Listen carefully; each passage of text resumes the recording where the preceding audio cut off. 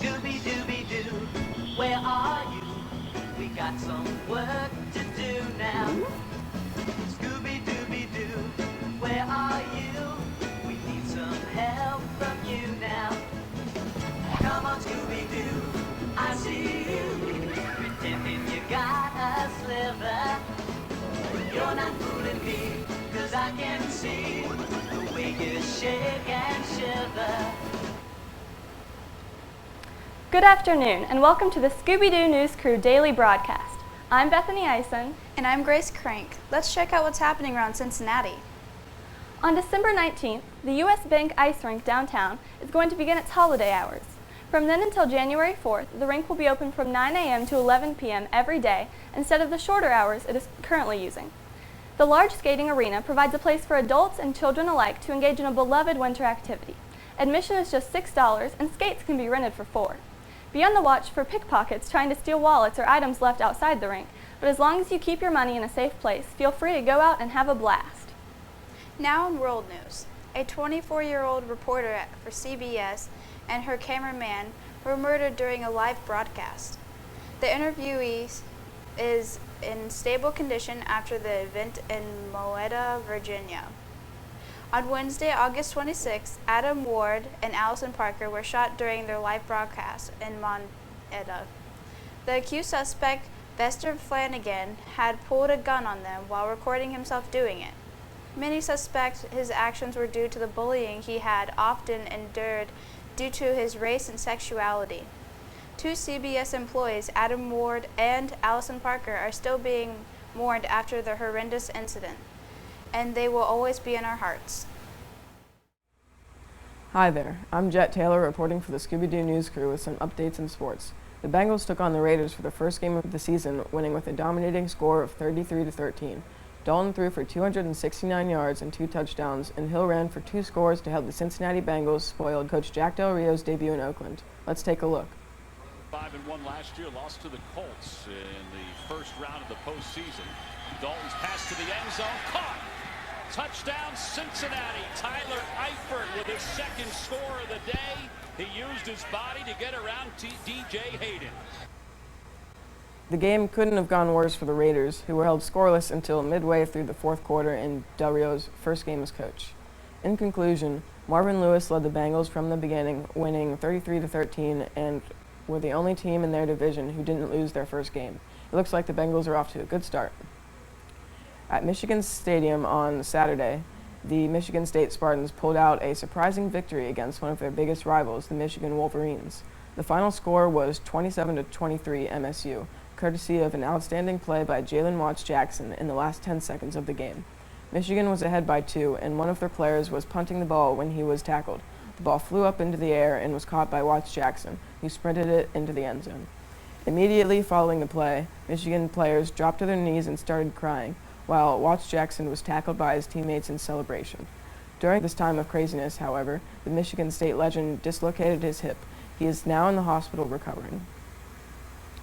The extremely talented basketball MVP, Stephen Curry, who plays for the Golden State Warriors, recently broke one of his own records. Curry, known for his impeccable ability to shoot three-pointers, previously held the NBA title for most threes made in a single season at 272, but he raised that number to 276 at the game on Thursday. The Warriors were up against the Los Angeles Lakers at the Valley View Casino Center in San Diego, but the court was covered with wet spots. At one point, Curry tripped due to the slippery conditions, and he was still able to regain control of the ball with some cool moves and score the three. The referees... Both ends of the floor here in the first quarter, thrilling this sold-out crowd in San Diego. Under 3 minutes to go here in the...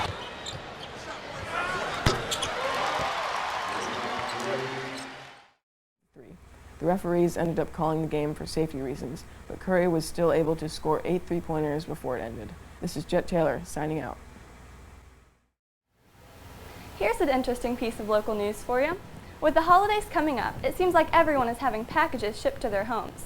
However, in northern Kentucky, a man by the name of Tracy Bush has been stealing deliveries from front porches. After complaints from neighbors who caught Bush stealing from them on camera, the police obtained a search warrant to see what all he has in his home. On Friday, police entered his mother's house, where Bush resides, and found more than 20 packages. Bush has since been arrested on 2 counts of receiving stolen property, and the neighborhood is happy that their Grinch will finally be put behind bars. Also in world news, the popular chain restaurant Long John Silver's is going to host an international Talk Like a Pirate Day on Saturday.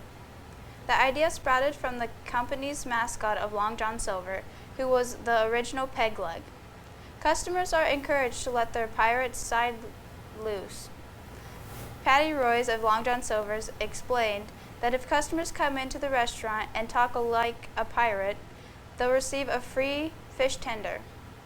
Sayings such as "Arg, I've come to plunder me free fish" are recommended. Also, those who enter dressed in 3 or more articles of pirate clothing on Saturday will receive a free 2-piece fish tender basket. Thanks, Bethany and Grace. Now on to entertainment. I'm Grace Thomas. And I'm Jessie Logeman, bringing you today's entertainment report. On September 9th, Justin Bieber performed 4 songs, which included Baby, Boyfriend, Where Are You Now, and What Do You Mean on Fox News. Bieber was asked about his thoughts on performing at the halftime Super Bowl show. He seemed very interested and was also very excited for what he has planned to do in the near future. Let's hear what he has to say. To say hi to us. Here he comes. Is this the case? Just You killed her! Hey now. Hey! I'm all sweaty. That's okay. Oh, you did a great job. You were fantastic. How did it feel to be back out there? I felt really good. Yeah, I felt awesome. Felt awesome? Yeah. And I love that they say you're back. You never left. You're Justin Bieber. Well, I didn't really leave, but I took some time to just do some soul searching for sure. Now let's take a look into the movies. Mockingjay Part 2 was recently released into the theaters, and it has gotten various responses. Some say they expected more, and some say they were satisfied with the action-filled film. Let's check out this trailer. Snow has to pay for what he's done.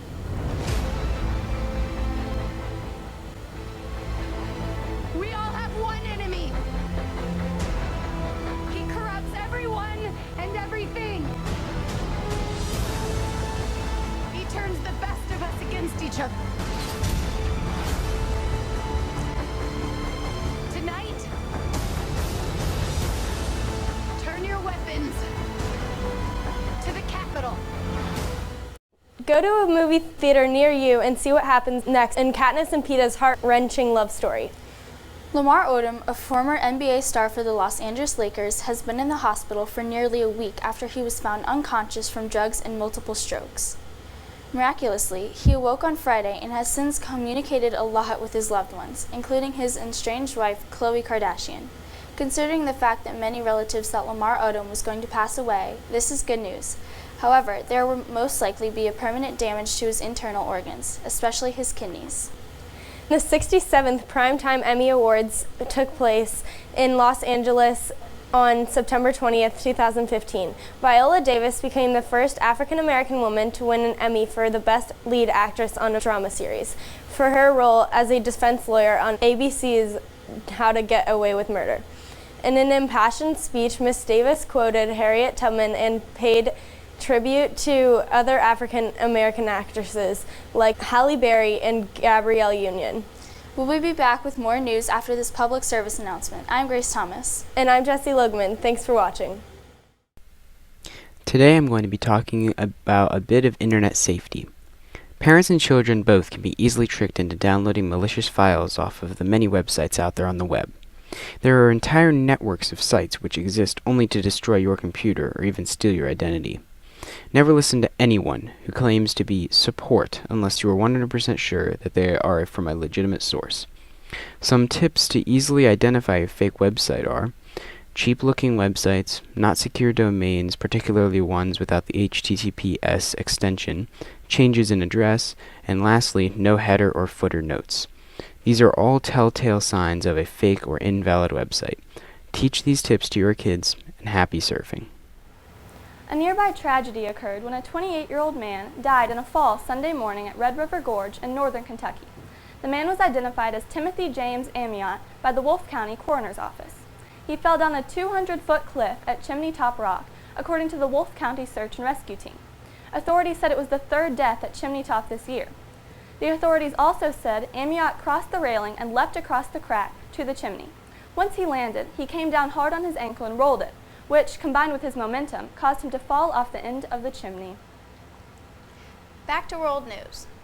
In the northern Philippines, a strong typhoon or tropical storm is tearing apart houses, as well as destroying lives. The typhoon, named Typhoon Kapu, began early Sunday morning and is spreading north.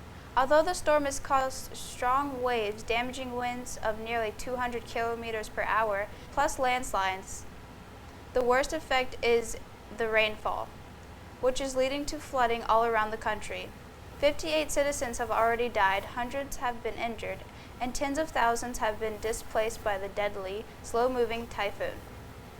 The torrential rain is expected to continue for several days. In the meantime, soldiers are helping to clear debris from the roads so transportation services can resume and people can evacuate.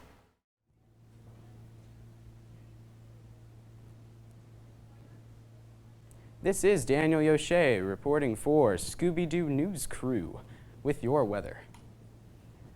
Right now, Cincinnati, temperatures are sitting at around 39 degrees Fahrenheit, precipitation at 71 degrees with humidity at around 81%. Winds coming in from the northwest at around 30 miles per hour. The barometer is reading 29.4. Take a look at the temperature. Seems a bit cool. Nothing too interesting there. For the wind, we're looking at winds coming in from the north and moving across to the south. Tonight, 32 degrees, mostly cloudy, some wind sitting around 13 miles per hour, possible showers. That's going to be around a 60% chance. Tomorrow, mostly cloudy, morning clouds, less wind, sitting at around 7 miles per hour with no chance of precipitation. Now, let's take a look at our 5-day forecast. Monday, your high is 41, 31 your low. Tuesday, 34 your high, 32 your low. Wednesday, 45 your high. Thursday, 40 your high, 31 your low. And Friday, 32 your high and 21 your low. I'm Daniel Yoche, reporting for Scooby-Doo News Crew. Let's check out 3 cool narrative reports by some Scooby-Doo News Crew members around the set.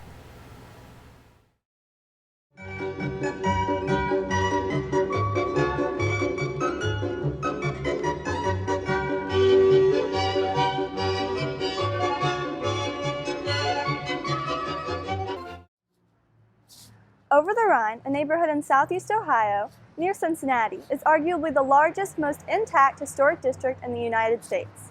This region, originally developed in the mid-1800s, was named by the German immigrants who first inhabited it. Many of them had to cross the Miami and Erie Canal to get to work, which separated their district from downtown Cincinnati. The canal was nicknamed the Rhine because it reminded them of the Rhine River in Germany.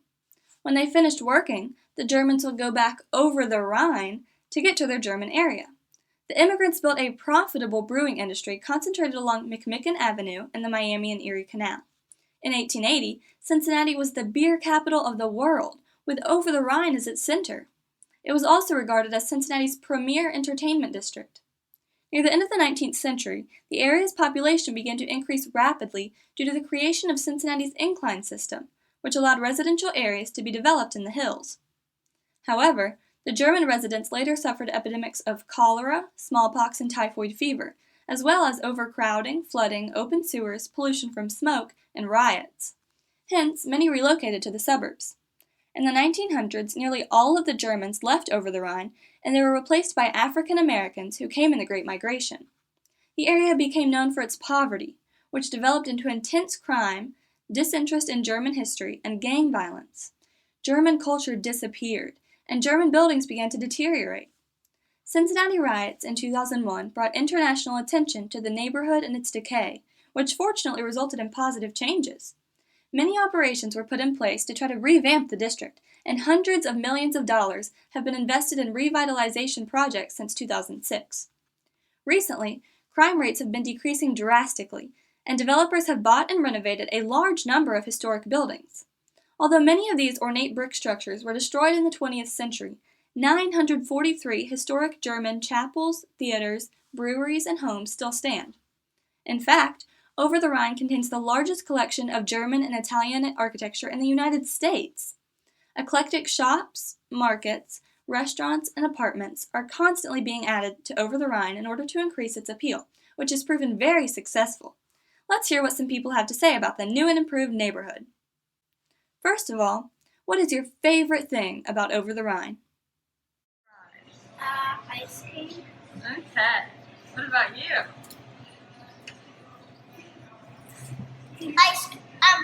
Musical. Musical? Okay, good answer. I like all the different shops. I think it's grown a lot, so there's a lot of different places you can go. A lot of interesting food places and a lot of new, I think, opportunities for shops and people. My favorite part of Over the Rhine is the sense of community that the stores have with each other. There's always new shops opening, and the current shops are always helping out and sending people down to the new shops, letting people explore the area. So that's probably my favorite part of down here. The blending of neighborhoods and city life.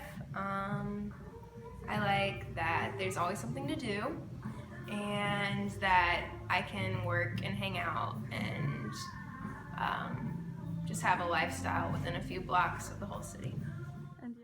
Secondly, do you have any hopes for the future of the neighborhood? I think it will grow a lot. I hope it does. I know, for example, this shop, it gives small business owners an opportunity to really grow and have a community to fall back on. So I hope it continues to. For the future, I just hope it continues. I think 42 shops have opened in the past year. So as long as that continues, it's going to be a continuously growing and expanding area with lots of fun things, and just keep it going. I hope it keeps growing. I hope that they have a good balance of growing economically, but also taking care of the people that lived here first, making sure that it's not a case of really bad gentrification, if I could say that word right. In the end, it has been stated that in just 6 years, developers have moved Over the Rhine from one of America's poorest, most run-down neighborhoods to among its most promising, as well as Over the Rhine is the best development in the country right now. Come check it out! Have you ever wondered how many licks it takes to get to the center of a Tootsie Pop? Science now has an answer to the famous question asked in many Tootsie Roll Pop commercials, about 1,000. But is that really the answer? How could we know for sure? A group of engineering students from Purdue University reported that its licking machine, modeled after a human tongue, took an average of 364 licks to get to the center of a Tootsie Pop. 20 of the group's volunteers assumed the licking challenge unassisted by machinery and averaged 252 licks to each center. Let's see what the people around Indian Hill High School think. Gabby Frillick, how many licks do you think it takes to get to the center of a Tootsie Pop? 1, 2, 3. Okay. CJ Allen, how many licks does it take to get to the center of a Tootsie Pop? Well, based on, diameter, circumference, mass, density, I'd say 318 licks. 8,001. 8,002. Jack Wilson, how many licks does it take to get to the center of a Tootsie Pop? 5. Mr. Ignatz, how many licks does it take to get to the center of a Tootsie Pop? The square root of 121. 10,000 and... I lost count. Well, there you have it. How many licks do you think it takes to get to the center of a Tootsie Pop? The world may never know. The Cincinnati Bengals are a professional American football franchise that was created in 1996 by a man named Paul Brown. The Bengals lost Super Bowls 82 and 89 both years to the San Francisco 49ers. This clip about to be shown is of Jennings running the ball back from a punt made by the 49ers for a touchdown. Because that stopped the momentum. Back to NBC now with a kickoff, and look at the Bengals go. All the way, unless Sidney can catch him, he can't. Touchdown, Cincinnati! Oh, my! After Paul Brown's death in 1991, controlling interest in the team was inherited by his son, Mike Brown. In 2011, Brown purchased shares of the team owned by the estate of co-founder Austin Knowlton and is now the majority owner of the Bengals franchise. The 1990s and the 2000s were a period of great struggle. The Bengals had several head coaches and several of their top draft picks that did not pan out. Mike Brown, the team's general manager, was rated as among one of the worst team owners in American professional sports. Compounding matters were off-field problems of several players, notably receiver Chris Henry, who was suspended several times during his short professional career and was actually released by the Bengals at one point, but then was re-signed for the 2009 season. Since the 2009 season, however, the team has been moving in the right direction. They traded disgruntled quarterback and former first overall draft pick Carson Palmer to the Oakland Raiders in 2011, turning to then rookie second-round pick Andy Dalton instead. Since then, the Bengals have won at least 10 games per season, ranking highly among NFL teams in win totals. Do you believe that the departure of Carson Palmer from the Cincinnati Bengals in 2010 was for the best? Why or why not? Yes, I think it was for the best because he had had bad feelings toward management and didn't want to be here anymore. And so I think to have a player playing for us who really wants to be somewhere else is not getting the most out of that player for our team. Coach Marvin Lewis is now the second longest tenured head coach in the NFL, behind the New England Patriots' Bill Belichick. Why do you believe that the Bengals have been able to uphold a record of 9-2 this season?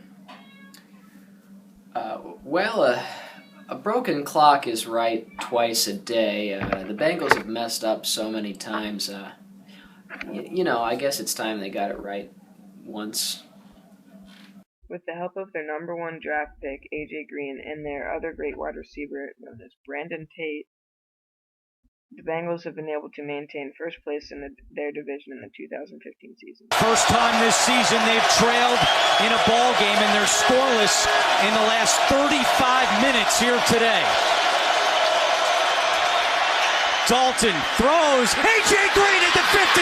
Green off to the races. Green still going. A.J. Green at the 5. Touchdown, Cincinnati. 80 yards. What an answer by Dalton and the Bengals. A.J. Green still manages to propel the Bengals team as a whole today.